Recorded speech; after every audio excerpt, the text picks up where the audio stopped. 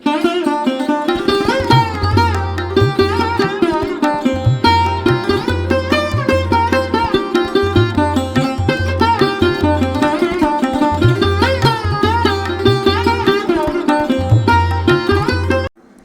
Friends, welcome back to our channel. இன்றைக்கி பார்த்திங்கன்னா இந்த கூடை ஃபுல்லாக எப்போவுமே எனக்கு மார்னிங் வந்து பாத்திரம் இருக்கும்.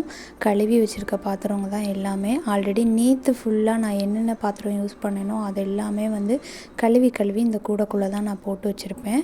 தண்ணி வடிஞ்சதும் இதில் எடுத்து போட்டுருவேன். இது நல்லா ட்ரை ஆனதுக்கப்புறம் எடுத்து அங்கங்கே செட் பண்ணுறதெல்லாம் மார்னிங் தான் நான் பண்ணுவேன்.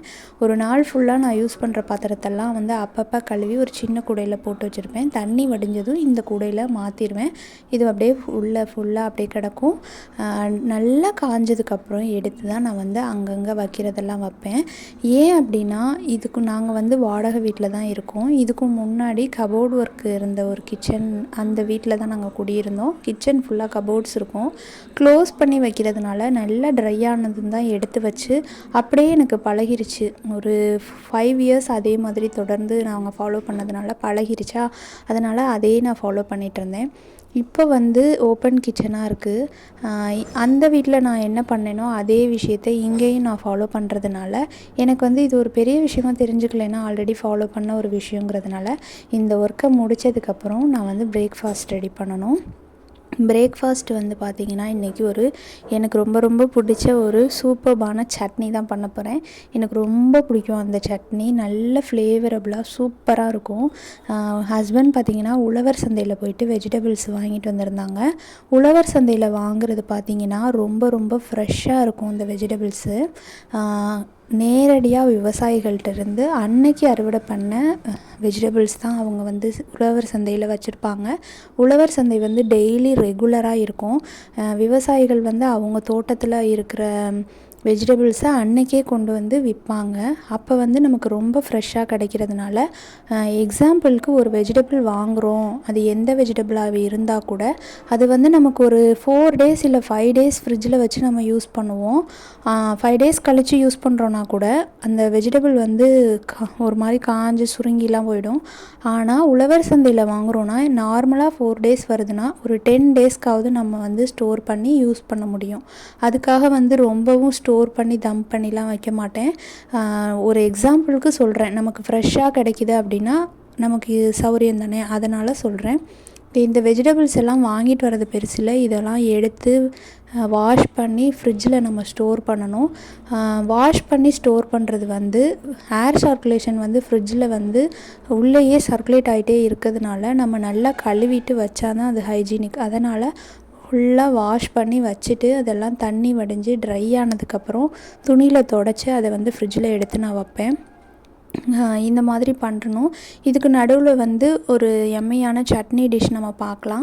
அந்த டிஷ் பார்த்திங்கன்னா நான் ஏன் சூஸ் பண்ணேன்னா, இன்றைக்கி கொத்தமல்லியில் சந்தையில் வாங்கிட்டு வந்திருந்தாங்க, உழவர் சந்தையில்.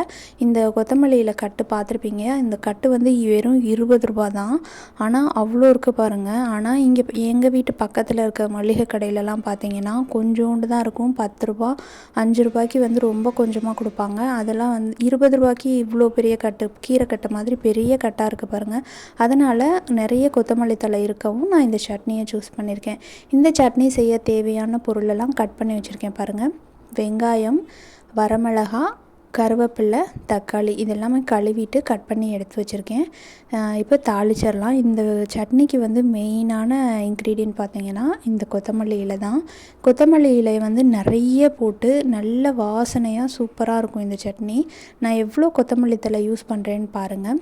ஒரு கடாயில் நம்ம சமையலுக்கு என்ன எண்ணெய் யூஸ் பண்ணுவோமோ, என்ன ஆயில் யூஸ் பண்ணுவோமோ அந்த ஆயில் 2 ஸ்பூன் அளவுக்கு ஊற்றிருக்கேன். அதில் நம்ம ரஃப்பாக சாப் பண்ணி வச்சுருக்க வெங்காயத்தை போட்டு கோல்டன் கலரில் வர வரைக்கும் வதக்கிட்டு வரமிளகாவும் கருவேப்பிலையும் சேர்த்து ஃப்ரை பண்ணிகிட்ருக்கேன். இது ஃப்ரை ஆனதுமே நம்ம தக்காளி ஆட் பண்ணிடணும். இந்த சட்னிக்கு பார்த்திங்கன்னா வரமிளகா தான் யூஸ் பண்ணணுமா அப்படின்னு கேட்டிங்கன்னா, எனக்கு வந்து வரமிளகாவோட டேஸ்ட் பிடிச்சிருச்சு. இந்த சட்னிக்கு வரமிளகா தான் நல்லாயிருக்கு அப்படிங்கிற மாதிரி எனக்கு மைண்ட் செட் ஆகிடுச்சு. ஸோ நான் வரமிளகா ஆட் பண்ணியிருக்கேன். பச்சை மிளகா ஆட் பண்ணி கூட பண்ணலாம், அதனால ஒன்றும் இல்லை. ஆனால் தக்காளி பார்த்திங்கன்னா நல்லா வதங்க விட்டுறணும். தக்காளியை ஒழுங்காக வதக்கலை அப்படின்னா ஒரு மாதிரி திரியாக இருக்கும் சட்னி. நல்லா மிக்சிங் ஆகாத மாதிரி திரியாக இருக்க மாதிரி இருக்கும். அதனால் தக்காளியை நல்லா வதக்கிட்டு நான் கொஞ்சமாக உப்பு சேர்த்து வதக்கினேன். அதே மாதிரி கூட வதக்கிக்கலாம். நல்லா கொத்தமல்லி இலையை வாஷ் பண்ணி கட் பண்ணி நிறைய போட்டு நல்லா ஆறுனதுக்கப்புறம் மிக்சியில் அரைச்சி எடுத்துட்டா இப்படி தான் இருக்குது சட்னி. கண்டிப்பாக கடுகு தாளித்து நான் எங்கள் வீட்டில் வந்து கடுகு தாளிக்கணும். அப்போ தான் வந்து பிடிக்கும். அந்த சட்னியில் கடுகு அங்கங்கே இருக்கணும் அப்படிம்பாங்க. தாளிக்காமல் கூட சாப்பிட்லாம், சூப்பராக இருக்கும். தோசை வித் இந்த சட்னி இன்றைக்கி சிம்பிளாக சூப்பராக யம்மியான செம்ம டிஃபன் அப்படி தான் இருக்கும் எனக்கு. ஏன்னா எனக்கு பிடிச்ச சட்னிங்கிறதுனால 2 தோசை எக்ஸ்ட்ராவே சாப்பிடுவேன்னு வச்சுக்கோங்க. சூப்பராக சாப்பிட்டுட்டு நம்ம வெஜிடபிள்ஸ் எல்லாத்தையுமே கழுவி ஃப்ரிட்ஜில் ஸ்டோர் பண்ணணும். அதுக்கு இப்போ ஃப்ரிட்ஜில் ஸ்டோர் பண்ணுறதுக்கு நான் ரெடி பண்ணணும். ஃபஸ்ட்டு எடுத்தோன்னே பார்த்திங்கன்னா பச்சை மிளகா வந்து காம்பை கிள்ளிட்டு வச்சோம் அப்படின்னா பழுக்காது, சீக்கிரத்தில் பழுக்காது. அது வந்து ஒரு டிப்ஸு. நல்லா கழுவிட்டேன். நல்லா காம்பு எல்லாத்தையுமே எடுத்துகிட்டு கழுவிட்டேன். இந்த மிளகா பார்த்திங்கன்னா உடஞ்சிருக்கு. இது மாதிரி உடஞ்ச மிளகா, அப்புறம் வந்து கொஞ்சம் டேமேஜாக இருக்க மிளகாவெல்லாம் எடுத்து ஃபஸ்ட்டு அதெல்லாம் யூஸ் பண்ணிவிட்டு அதுக்கப்புறம் நம்ம முழுசாக இருக்கிற மிளகாவை யூஸ் பண்ணிக்கலாம். அப்போ வந்து நம்ம கொஞ்சம் நாட்களுக்கு மிளகா பிரச்சனை இல்லாமல் இருக்கும்ல. எனக்கு வந்து இந்த மிளகா ஒரு 10 டேஸ்க்கு வரும். 11 o'clock ஆகிடுச்சு. அதனால் ஒரு காஃபியை குடிச்சிட்டு வெஜிடபிள்ஸ் எல்லாத்தையுமே கழுவி வச்சுட்டேன். தண்ணி வடிஞ்சிட்ருக்கு. போய் ஒரு கிளாத்தை வச்சு தொடச்சிட்டு நான் ஃப்ரிட்ஜில் எல்லாத்தையுமே எடுத்து வைக்கணும். எடுத்து வச்சுட்டு லன்ச் சமைக்கணும். அதனால் காஃபி குடிச்சிட்டு நான் வந்து எடுத்து வைக்க போகிறேன். இதில் பார்த்திங்கன்னா வெஜிடபிளோட ஃப்ரிட்ஜில் கீழே இருக்கிற வெஜிடபிள் பாக்ஸில் வந்து இந்த காய்கறிகளெல்லாம் எடுத்து வச்சுருக்கேன். வெண்டைக்காய் மட்டும் நான் ஃப்ரிட்ஜில் எடுத்து வச்சுட்டேன். இன்றைக்கி அவரைக்காய் சாம்பார் வைக்க போகிறேன். வெண்டைக்காய் மட்டும் கவரில் இருக்குது, அதை நாளைக்கு நான் யூஸ் பண்ணிடுவேன். தக்காளி பார்த்திங்கன்னா இப்படி தான் எனக்கு ஸ்டோர் பண்ணுறதுக்கு எனக்கு வந்து ஒரு நல்லா இருக்குது. இப்படி ஸ்டோர் பண்ணிக்கிறது எனக்கு சௌரியமாக இருக்கறனால இந்த மாதிரி பாக்ஸில் தான் நான் வந்து ஸ்டோர் பண்ணி வச்சுருக்கேன். நல்லா கழுவிட்டு தொடச்சி வச்சுருக்கேன். அவ்வளோதான். அப்புறம் பார்த்திங்கன்னா இந்த டப்பாவில் பார்த்திங்கன்னா கத்திரிக்காய், இதில் கேரட், அதுக்கு கீழே இருக்கிறதுல பச்சை மிளகாய், இந்த 3 பாக்ஸ்லேயும் காய்கறிகளை எடுத்து வச்சுருக்கேன். இன்றைக்கி சமைக்கிறதுக்கு வந்து கொஞ்சம் பெரிய கத்திரிக்காவாக எடுத்திருக்கேன். 2 வெண்டைக்காய் மட்டும் இங்கே இருந்துருச்சு, அதனால் இதை எடுத்து வைக்கணும்ல. ஏன்னா காய்கறிகள் கூட கலந்ததுனால 2 வெண்டைக்காய் மட்டும் மிஸ் ஆகிடுச்சு ஃப்ரிட்ஜில் ஸ்டோர் பண்ணுறதுல. இது 2ஐயும் எடுத்து வைக்கணும். அதுக்கப்புறம் வந்து சமைச்சிக்கிட்டே சைட் பை சைடு நான் இந்த கொத்தமல்லி தலையை வந்து க்ளீன் பண்ணி பாக்ஸில் எடுத்து வைக்கணும்.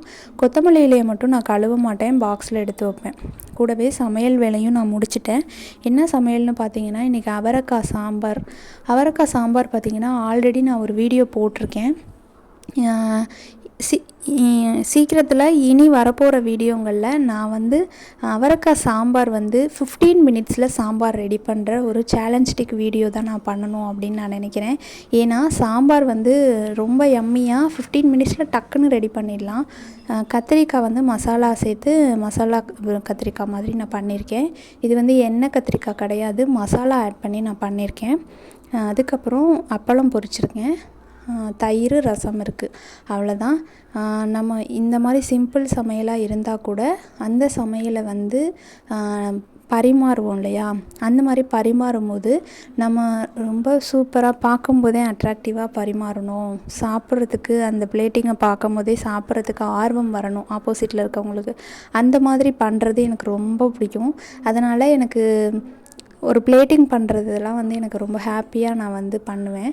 இன்றைக்கி சமையல் பார்த்திங்கன்னா இப்படி தான் நான் வந்து பண்ணியிருக்கேன். சாப்பிட்றதுக்கு இப்படி தான் வந்து பரிமாறி கொடுத்தேன்.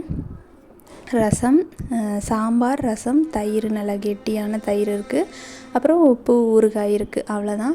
ஓகே ஃப்ரெண்ட்ஸ், இந்த வீடியோ உங்களுக்கு பிடிச்சிருக்கும் அப்படின்னு நான் நினைக்கிறேன். பிடிச்சிருந்துச்சுன்னா நம்ம சேனலை சப்ஸ்கிரைப் பண்ணிக்கோங்க, லைக் பண்ணுங்கள், ஷேர் பண்ணுங்கள், கமெண்ட்ஸ் பண்ணுங்கள். ஓகே ஃப்ரெண்ட்ஸ், நெக்ஸ்ட்டு சூப்பரான ஒரு வீடியோவில் நான் வந்து உங்களை மீட் பண்ணுறேன். Thank you so much. Bye bye.